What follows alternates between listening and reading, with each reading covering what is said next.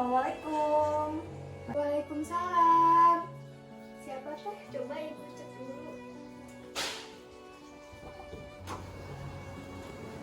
Permisi Bu, Iya. apa benar ini ruangan dari saudari Aisyah? Iya betul. Oke, saya petugas bimbingan rohani yang diutus oleh staf rumah sakit akan memberikan bimbingan rohani untuk saudari Aisyah. Oh iya baik. Silakan. Kasih ya Bu. Ibu apa kabarnya? Alhamdulillah baik. Alhamdulillah baik. Saudari Aisyah gimana nih?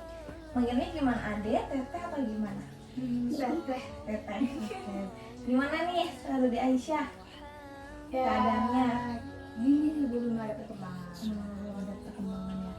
Oke, perkenalkan ya, nama saya Salsa Zana. Saya tadi sudah memperkenalkan diri ya di depan, bahwasannya saya adalah petugas bimbingan rohani. Sebelumnya Ibu sama saudari Aisyah udah tahu belum bimbingan rohani itu kayak gimana? Belum tahu itu apa ya? Oke, bimbingan rohani Islam itu adalah suatu pemberian rohani atau penguatan kepada pasien-pasien yang ada di rumah sakit. Jadi tujuan saya adalah memberikan penguatan agar pasien yang di rumah sakit itu nggak merasa bahwasannya lemah terus-terusan gitu, enggak. Jadi harus dikuatkan. Jadi itu adalah gunanya adanya pemberian bimbingan rohani Islam ya Ibu ya. Nah, Aisyah, kenapa nih kok bisa sakit? Itu kenapa, boleh diceritakan? Jadi kan ini Aisyah itu kelas 3 dan dia pas pulang sekolah Ya. dia mengalami kecelakaan sama mobil kan. Dan apa namanya kakinya itu luka parah kata dokternya. Sampai kayak nggak bisa nggak ada kesempatan lagi untuk inilah ya. Jadi dianya kayak nggak ada motivasi buat apa ya, Ada trauma buat Iya. terus naik motor lagi, sekolah lagi gitu ya. Oh, berarti kaki yang kanan apa yang kiri ini kira-kira? yang kanan. Oh, yang kanan. Baik, ini dengan kondisi nggak bisa digerakkan lagi ya. Oke. Oke, kalau misalkan boleh tahu gitu, Aisyah ada rasa untuk takut sekolah gitu? Ada Berarti Aisyah sampai kayak putus sekolah. putus sekolah, nggak mau sekolah lagi. Oke, nggak apa-apa. Mungkin emang masih ada tahap awal nggak menerima gitu kan ya biasanya. Oke, Aisyah sekolahnya di mana? Ya, di Madrasah Aliyah ya. Ya, Aisyah betul cantik sekali gitu kan ya. Nah, oh iya. Kalau boleh tahu untuk sholat 5 waktunya saudari Aisyah gimana ketika di rumah sakit kan, dengan kondisi yang seperti ini, dengan kaki yang nggak bisa digerakkan gitu kan, nggak bisa sholat dengan cara berdiri, itu gimana saudari Aisyah di sini gitu? Ya gini aja Bu, dia nggak bisa sholat berbaring aja. Berbaring aja, berarti nggak itu ya, nggak melaksanakan sholat ya.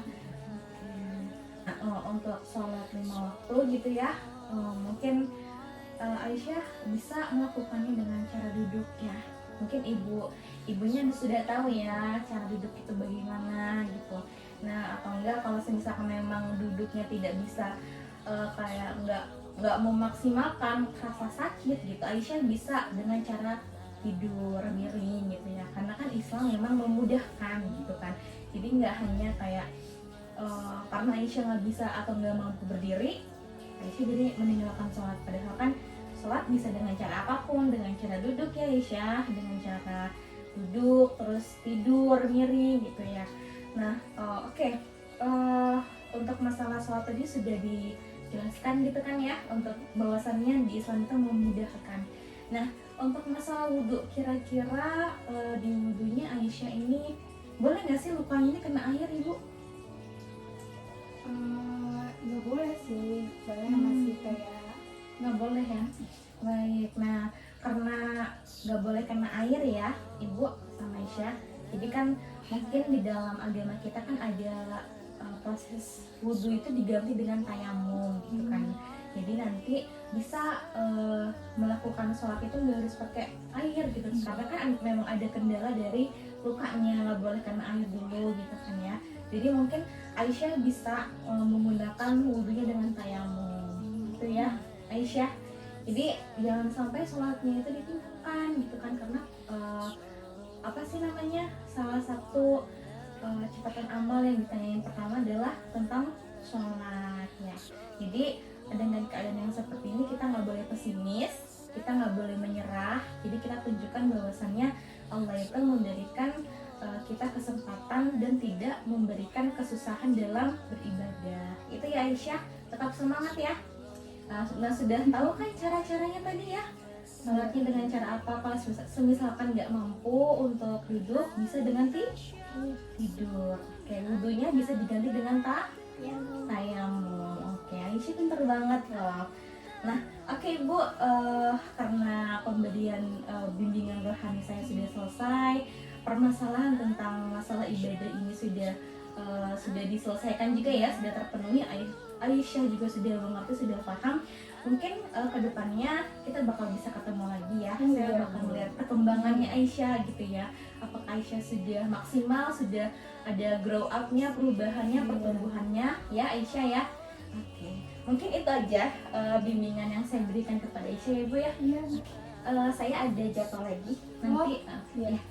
Terima kasih Bu ya. Terima kasih ya salamnya Aisyah. Jangan patah semangat. Terima kasih ya Ibu ya. Ini putrinya yang terakhir. Baik Ibu ya, terima kasih ya. Assalamualaikum. Waalaikumsalam.